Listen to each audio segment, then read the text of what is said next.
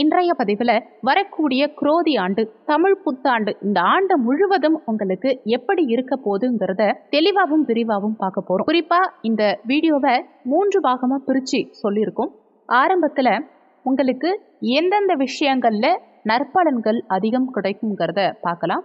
அடுத்து எந்தெந்த விஷயங்கள்ல நீங்க கொஞ்சம் கவனமா இருக்கணுங்கிறத பார்க்கலாம்.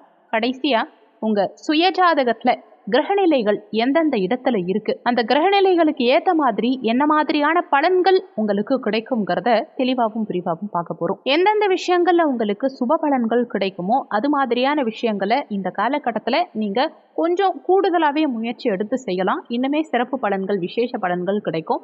எந்தெந்த விஷயங்களை நீங்க கவனமா இருக்கணும்னு சொல்றோமோ அந்தந்த விஷயங்களை நீங்க கொஞ்சம் கவனமா இருந்தீங்கன்னா பெரிய அளவுக்கு பிரச்சனைகள் வராம நீங்க உங்களை பாதுகாத்துக்கலாம். முக்கியமான விஷயம், வீடியோல சொல்லக்கூடிய இந்த கோச்சார பலன்கள் ஒரு 20% அளவுக்கு மட்டும்தான் எல்லாருக்குமே பொருந்தும். மீதம் இருக்க 80% அளவுக்கு உங்க சுயஜாதகப்படி தான் உங்க வாழ்க்கையில நிறைய விஷயங்கள் நடக்கும். இப்போ கோச்சார அடிப்படையில 20% அளவுக்கு பலன்கள் உங்க வாழ்க்கையில இந்த குரோதி ஆண்டு என்ன மாதிரியான பலன்கள் கொடுக்க போகுதுங்கிறத பார்க்கலாம். வீடியோவும் முழுமையா பார்க்கறதுக்கு முன்னாடி நீங்க நம்ம சேனலுக்கு புதிய வியூவரா இருந்தீங்கன்னா கீழே இருக்க சப்ஸ்கிரைப் பட்டனையும் பக்கத்துல இருக்க ஆல் நோட்டிபிகேஷன் பெல் பட்டனையும் பிரஸ் பண்ண மறந்துடாதீங்க. மிதுன ராசியை பொறுத்த வரைக்கும் மிருகசிரிஷம் 3, 4 பாதங்கள், திருவாதிரை 1, 2, 3, 4 பாதங்கள், புனர்பூசம் 1, 2, 3 பாதத்தை உள்ளடக்கியது மிதுன ராசி. மிதுன ராசிக்கு அதிபதி புதன் பகவான். வீடியோல சொல்லக்கூடிய பலன்கள் ஆண் பெண் இருபாலருக்கும் பொருந்தக்கூடிய பலன்கள். மிதுன ராசி அன்பர்களுக்கு இந்த ஆண்டுல வேலை வாய்ப்பு நிச்சயம் இருக்கும். வேலை வாய்ப்பு சார்ந்த விஷயங்கள் இந்த காலகட்டத்தில் உங்களுக்கு பிரமாதமா இருக்கும். புதிய வேலை நிச்சயம் கிடைக்கும். ஏற்கனவே வேலை பார்த்துட்டு இருக்கவங்களும் வேற வேலை மாறணும்னு நினைச்சிங்கன்னா இது ஒரு பெஸ்டான காலகட்டம். ஆனால் என்னன்னா, பக்கத்திலேயே வேலை தேடாம கொஞ்சம் லாங் டிஸ்டன்ஸில் வேலை தேடுறது இந்த காலகட்டத்தில் உங்களுக்கு பெஸ்ட்டு. பயணம் பண்ணி ட்ராவல் பண்ணி கொஞ்சம் தூரமாக வேலை பார்க்கறது நல்லது. உங்கள் சொந்த ஊரை விட்டு வெளி ஊர்லேயோ வெளி மாநிலத்திலேயோ வெளிநாட்டிலையோ வேலை தேடுறது இந்த காலகட்டத்தில் உங்களுக்கு சிறப்பு. எங்கேயாவது தங்கி வேலை பார்க்கணும், வெளிநாட்டிலேயோ வெளி மாநிலத்திலேயோ வேலை பார்க்கணும்னு நினைக்கிறவங்களுக்கு இந்த காலகட்டத்தில் ரொம்ப சீக்கிரமாகவே வேலை கிடைச்சிரும். வெளிநாட்டு வேலை வாய்ப்புகள்ங்கிறது இந்த காலகட்டத்தில் ரொம்ப சுலபமாக கிடைக்கும். ஏற்கனவே வெளிநாட்டிலேயே இருக்கவங்களுக்கு பிஆர் ட்ரை பண்ணிட்டு இருக்கீங்க அப்படின்னா குடியுரிமை நிச்சயமாக கிடைக்கும். பிஆர் கிடைத்து அங்கேயே தங்கறதுக்கு உண்டான அமைப்புகள், குடியுரிமை பெறுவதற்கான அமைப்புகளும் இந்த காலகட்டத்தில் சாதகமாகவே இருக்கு. நிறைய மிதுன ராசி அன்பர்களுக்கு இந்த காலகட்டத்தில் சுப விரயங்கள் அதிகரிக்கும். சுப விரய செலவுகள் செய்வதற்கான அமைப்புகளை கொடுக்கும். ஒரு சிலர் இடம் வாங்குவீங்க, ஒரு சிலர் புதுசாக வீடு கட்டுவீங்க, ஒரு சிலர் ஏற்கனவே வீடு கட்டிட்டு இருந்து பாதியில் அப்படியே நிறுத்தி இருக்கலாம், கிடப்பில் இருக்கலாம், கட்டுமான பணி நிலுவையில் இருக்கலாம். அப்படிப்பட்டவங்க திடீர்னு இந்த காலகட்டத்தில் மீண்டும் அந்த கட்டுமான பணியை தொடங்கிறதுக்கு உண்டான அமைப்புகள் எல்லாம் இந்த காலகட்டத்தில் சாதகமாகவே இருக்கு. சுகஸ்தானத்தை குரு பகவான் பார்க்குறாரு இல்லையா, அப்போது அசையும் அசையா சொத்து சேர்க்கைங்கிறது இந்த காலகட்டத்தில் நிச்சயம் இருக்கும். பெண்களை பொறுத்த வரைக்கும் இந்த காலகட்டத்தில் ஆபரண சேர்க்கைங்கிறது உங்களுக்கு சிறப்பாக இருக்கும். ஒரு சிலர் பழைய நகைகளை கொடுத்துட்டு மேலே கொஞ்சம் காசு போட்டு புதிய நகை வாங்குறதுக்கு உண்டான அமைப்புகளை கொடுக்கும். குறிப்பாக நிறைய மிதுன ராசி அன்பர்கள் உங்கள் குழந்தைகளுக்காக பிள்ளைகளுக்காக சுப விரயங்கள் செய்வீங்க. குழந்தைகளுடைய படிப்புக்காகலாம் ஒரு சிலர் சுப விரய செலவுகள் செய்வீங்க. ஒரு சிலர் தொழில் சார்ந்த இன்வெஸ்ட்மெண்ட் பண்ணுவீங்க. 6ஆம் இடத்தை குரு பகவான் பார்க்குறாரு இல்லையா, அப்போது கடன் ஈஸியாக கிடைக்கும். ஒரு சிலர் படிப்புக்காகவோ இடம் வாங்கறதுக்காகவோ வீடு கட்டுறதுக்காகவோ தொழில் அபிவிருத்திக்காகவோ இல்லை புதிய தொழில் தொடங்கிறதுக்காகவோ இந்த மாதிரி ஏதாவது ஒரு நல்ல விஷயத்துக்காக லோன் அப்ளை பண்ணி காத்துட்டு இருந்திருப்பீங்க. அதெல்லாம் கடந்த காலகட்டங்களில் கிடைக்காம இருந்திருக்கும். இப்போ நீங்க முயற்சி செஞ்சீங்கன்னா நிச்சயமா இந்த ஆண்டு உங்களுக்கு வங்கி கடன் எளிதாக கிடைக்கும். மற்ற இடங்கள்லையும் சரி, கடன் கேட்டீங்கன்னா ஈஸியா இந்த காலகட்டத்தில் உங்களுக்கு கடன் கிடைக்கும். கூடவே வேலையில இருந்த பிரச்சனைகள், நெருக்கடிகள், தொந்தரவுகள் இதெல்லாம் ஆட்டோமேட்டிக்கா இந்த காலகட்டத்தில் உங்களுக்கு குறையும்.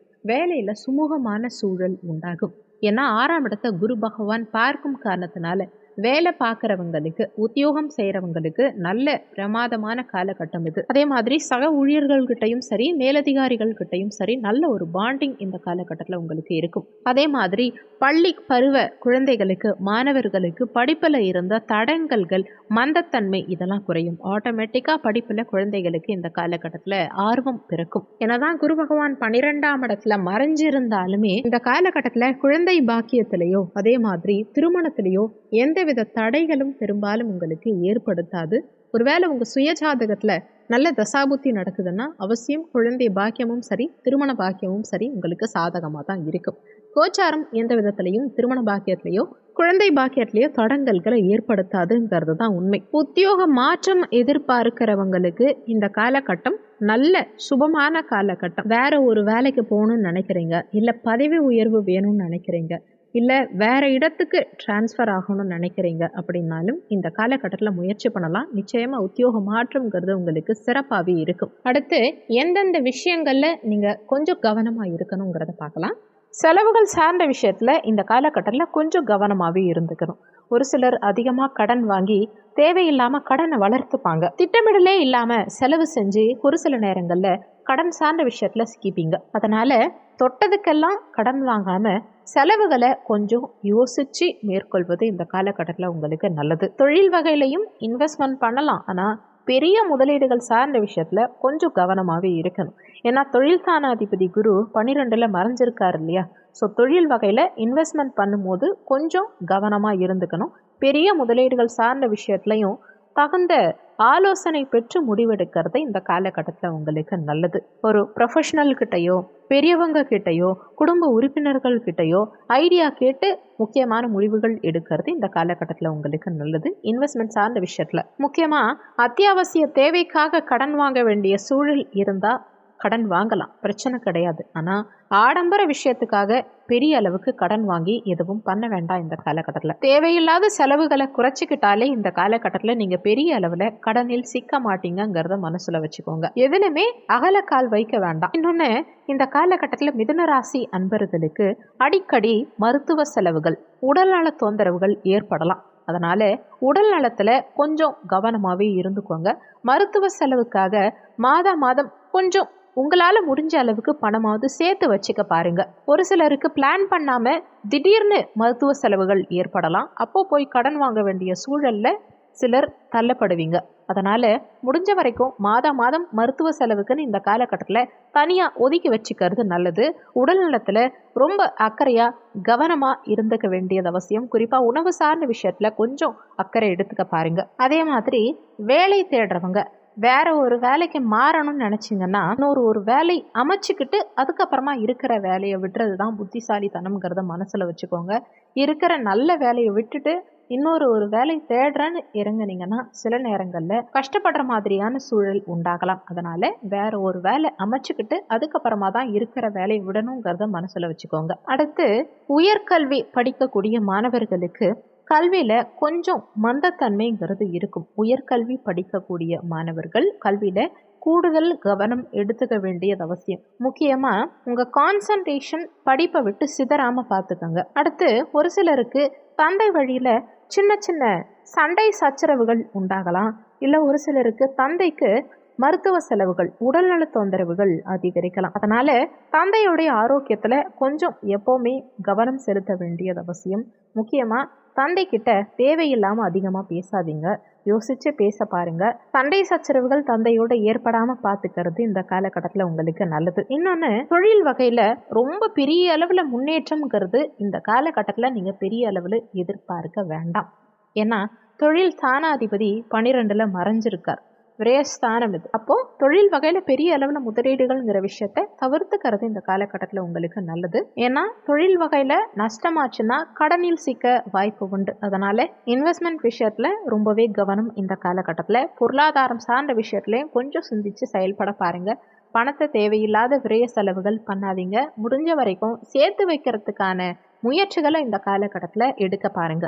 இது மாதிரியான விஷயங்கள்ல மட்டும், இப்போ முன்னாடி சொன்ன இந்த விஷயங்கள்ல மட்டும் நீங்க கொஞ்சம் கவனமா இருந்துக்கிட்டீங்கனாலே பெரிய அளவில் பிரச்சனைகள் இல்லாம, பிரச்சனைகள்ல சிக்காம நீங்க தப்பிச்சுக்கலாம். தலைக்கு வந்தது தலைப்பாகையோட போச்சுங்கிற மாதிரி நீங்க இருந்துக்கலாம். எதுலையுமே முக்கியமான முடிவுகள் எடுக்கும் போது சிந்திச்சு செயல்படணுங்கிறத மனசுல வச்சுக்கோங்க. அடுத்து உங்க சுயஜாதகத்துல ராசி கட்டத்துல கிரகநிலைகளின் சஞ்சாரங்களின்படி என்ன மாதிரியான பலன்கள் கிடைக்கும்ங்கிறத பார்க்கலாம். இப்போ உங்க சுயஜாதகத்துல ராசி கட்டத்துல கும்ப வீட்டிலையோ அல்லது ரிஷப வீட்டிலையோ சுக்கிரன், குரு, புதன், சனி இந்த 4 கிரகங்கள்ல ஏதாவது ஒரு கிரகமோ அல்லது ஒன்றுக்கு மேற்பட்ட கிரகமோ இருக்கு அப்படின்னா அவங்களுக்கு 50% அளவுக்கு சுப பலன்கள் அதிகம் கிடைக்கும், நற்பலன்கள் அதிகம் கிடைக்கும். குறிப்பாக தொழில் வகையிலையோ, பொருளாதாரம் வகையிலையோ, குடும்பம் சார்ந்த வகையிலையோ ஏதாவது ஒரு வகையில் நற்பலன்கள்ங்கிறது அதிகமாக இந்த காலகட்டத்தில் உங்களுக்கு கிடைக்கும். அடுத்து ரிஷப வீட்டில்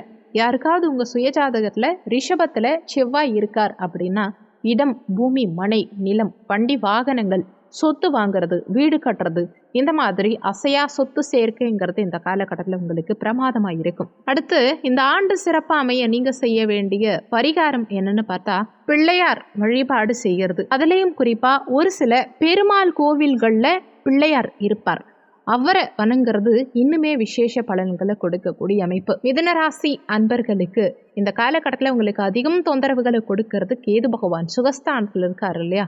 அப்போது விநாயக பெருமான் வழிபாடு செய்யும் போது இந்த காலகட்டத்தில் உங்களுக்கு பெரிய அளவில் தொந்தரவுகள் இல்லாமல் பாதுகாத்துக்கலாம். இருந்தாலும் கவனமாக இருக்க வேண்டிய சில விஷயங்கள்னு சொன்னோம் இல்லையா? அது சார்ந்த விஷயங்களில் அகலக்கால் வைக்காமல் கவனமாக இருந்துக்கிட்டிங்கன்னா பெரிய அளவில் பிரச்சனைகளில் சிக்காமல் இந்த காலகட்டத்தில் நீங்கள் தப்பிச்சுக்கலாம். இந்த வீடியோவில் உங்களுக்கு ஏதாவது சந்தேகம் இருந்தால் கீழே இருக்க கமெண்ட் செக்ஷனில் சொல்லுங்கள். நன்றி.